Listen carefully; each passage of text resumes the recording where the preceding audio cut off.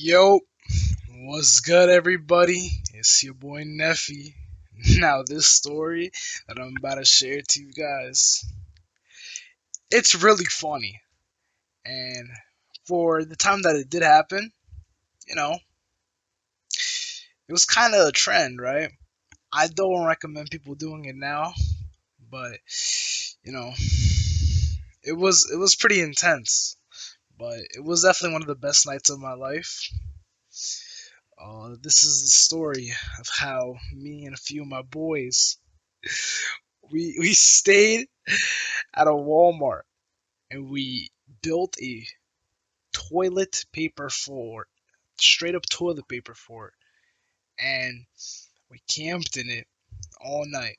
And how we evaded some workers and we did some dumb stuff, per usual. You know the vibes. So, what can I say? This one's about to be a movie. This all started because Malik had this bright idea one Friday night. We're sitting around bored. We're way too broke to hit the movies, and we're too lazy going anywhere else. So he says, "What if we stayed overnight in Walmart?" At first, we thought he was joking, you know, because who's seriously, thinking that? But this guy was planning this in advance because he knew we were finally bored. So he pulls up the floor plan for the Walmart on his phone. He used to work there, so he knew this place like the back of his hand. Still, that's not an excuse for him to be treating it like it's a heist. But I mean, if you're going in, you better be prepared, right? So, my boy Gio was like, that's illegal, right? And Trey, you know, nah, it's not illegal if you don't get caught. Now y'all know why I like that saying. It's smart, but could get you banned from a lot of stores. Anyway, we hop on the bus and we head to Walmart at around 9 p.m. The store closed at 11, so that gives us 2 hours to build the fort. Nah, not 2 hours, like an hour and a half to go and build the fort or whatnot. But first, we walk around the electronics, we pretend to care about the TVs. Malik's in the bike aisle doing laps like he's in a time trial.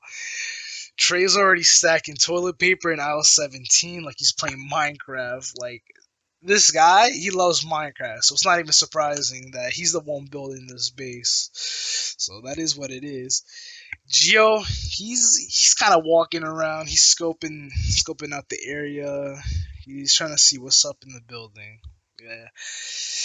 But at one point, Trey does whisper, "Operation Con Fortress is underway."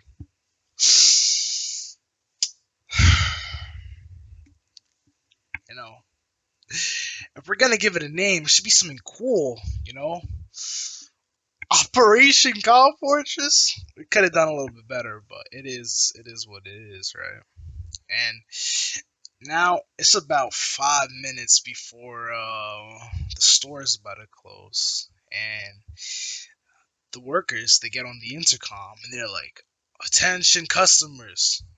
The store will be closing in 5 minutes." We prepare for this. This is the moment that we were made for. So we each dip into our hiding spots. I'm in the furniture section. I'm chilling under a futon display like a raccoon.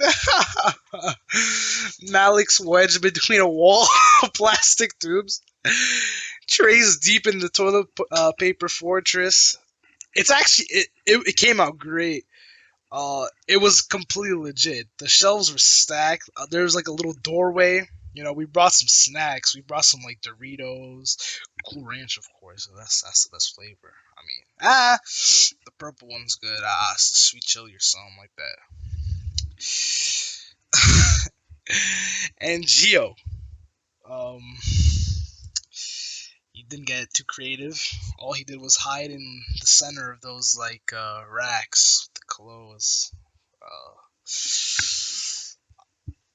but a little while goes by, and the lights go off in the store. It goes completely quiet, and we hear our last workers leaving.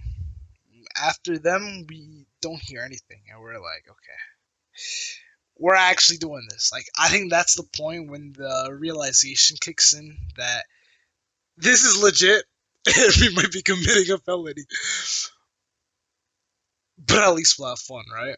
So, I mean, there's that. So once the coast is clear, we regroup at the toilet paper floor, and not gonna lie, like it was like I know I keep talking about it, but oh my god, it was awesome. Like we could have put a TV in there if we really wanted to. Like we brought board games, we brought Uno, we had a blast for a bit. We are whispering, we're laughing, we're telling stories, we're vibing. It's like a dumb sleepover in aisle 17. Like I've had some lit sleepovers, but this definitely tops it, you know.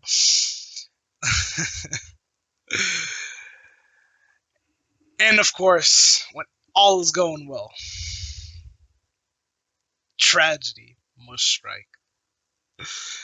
We hear footsteps, which shouldn't be possible because it's been like I don't know, hour and a half, and not just any footsteps. They're boots. They're heavy ones. We peek through the gaps in the toilet paper wall, and there's a night worker walking the floor with a card and a clipboard. At this point, we ain't really prepared for this, so we're all spooked out, you know. And Malik, he slowly pulls the wall back into place, like, nah, we are not doing this tonight. So the worker, he walks right past us. He stops, he like looks around, he's making it all like scary. And we're terrified.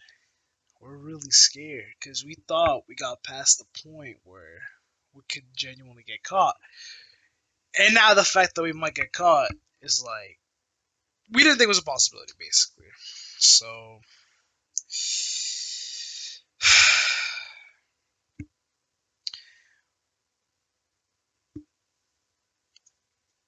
we thought about it and we decided that we should give it a little bit of time. He'll probably go to a room or something. And then we'll start exploring. So that's exactly what we decided to do. We didn't hear him anymore, so we decided it's time to explore. So Trey's first to leave. He's crawling around on all fours through the aisles. He's doing like a stealth challenge. He's giving comms like we're playing Siege. He's like, "Yo, candy aisle clear, recon complete." Bro, who does God think he is, bro? He's not recon. He's just being loud, but Malik, he joins them. They grab snacks and energy drinks, you know. Gio's still in the fort, praying to every god he can think of. But then I hear a loud crash. Trey dropped an entire display of gift cards. Everywhere. Literally everywhere. It sounded like a slot machine straight up imploded. And of course, what that caused was the lights getting turned on in this store. And we hear, "Can the overnight associate please check aisle 12?" Coming from the overhead speakers. We scatter like cockroaches. I'm gonna keep it a buck. Trey's in the sporting goods section of the store. You know, he's hiding in like one of those like makeshift tents. Malik's behind a row of trampoline boxes. Uh,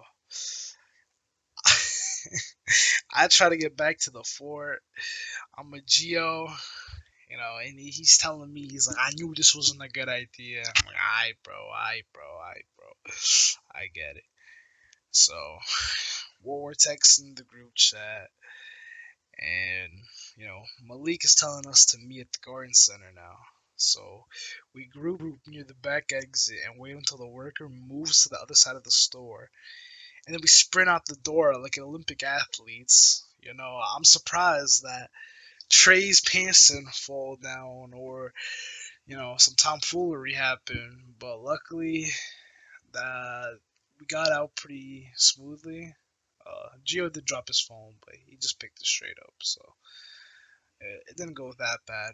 Actually, I found out that after we went and we camped and they found out kids were there, they installed cameras in the aisle that we were hiding in, specifically in the toilet paper, to make sure nobody, and when I say nobody, catch us. Moral of the story is, if you're gonna be dumb, at least be sneaky and don't build a luxury fort out of toilet paper because someone will eventually want to wipe their butt and it will ruin it all. Anyways, that's the story. If y'all enjoyed it, hit that like button, sub to the channel. Uh, Let me know if you guys have ever wanted to do one of these videos about forts or have ever made a fort yourself. This has been Nephy, your favorite chaos specialist. I'm out, and peace.